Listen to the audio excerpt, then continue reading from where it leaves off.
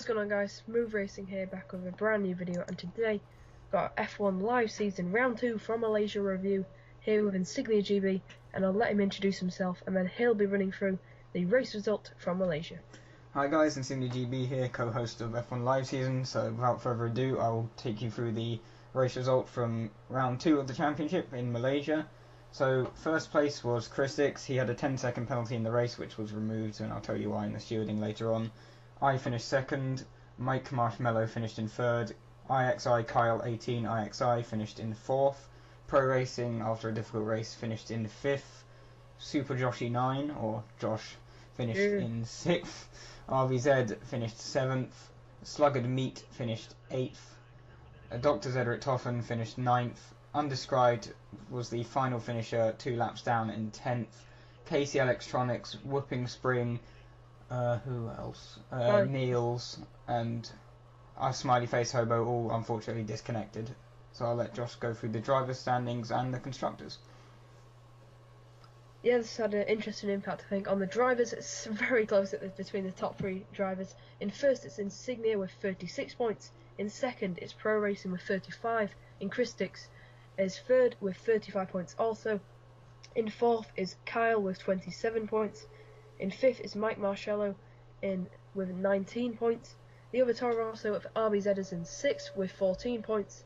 PRL Jackster is seventh with 12 points. I have 10 points in eighth. Daniel 2011-54 is in ninth and he has 6 points. Sluggard Meat has 5 points in 10th. Dr. Zikendroff is 11th with 2 points. Undescribed 66 is in 12th with 1 point, and then Smiley Faced Hobo, KC Electronics, Dan That Gamer and Neil CDB are all yet to get off the mark and sadly have not scored any points. I'm going to take you through the constructors now quickly.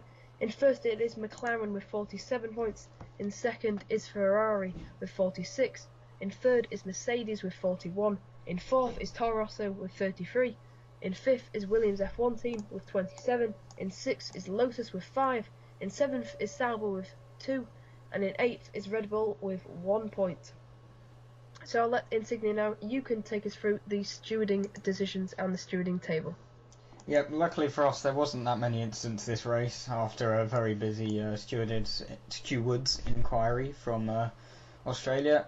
The only real in-game penalty was Chris Dix, who got a penalty for spinning the sidepod glitch with Kyle. It was deemed a racing incident because it was very difficult for Chris Dix to judge the gap, so we took his penalty away, so he therefore inherited the race lead once again. The only other incident which was reported was Mike and Kyle again. What was alleged was Mike forced Kyle off the track. Due to the fact that we haven't seen Kyle's footage and we don't know whether Kyle outbraked himself and forced himself wide or Mike pushed him off the track, we've decided to give Mike a final warning. However, if there is any more incidents, he will get a no-quali ban. Unfortunately, we have been very lenient, and unfortunately for him, it will be a quali ban if he causes any more incidents. Just as a follow-on, Dan That Gamer, if he is watching, you have a quali ban for Bahrain as it wasn't served in Malaysia, and that will stand.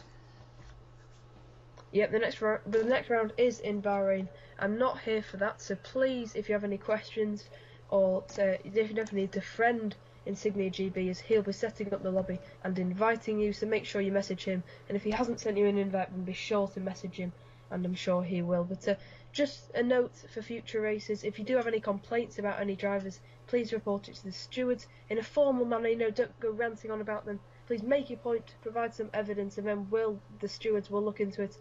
Please, if you do have any, I know some drivers don't get on with each other, some team principals of drivers don't get on with each other, but please, leave that to off track. On track and in the stewarding decisions all need to be very serious, and we do need to just look at the facts and not about past incidents, just about the incident that happened in the race.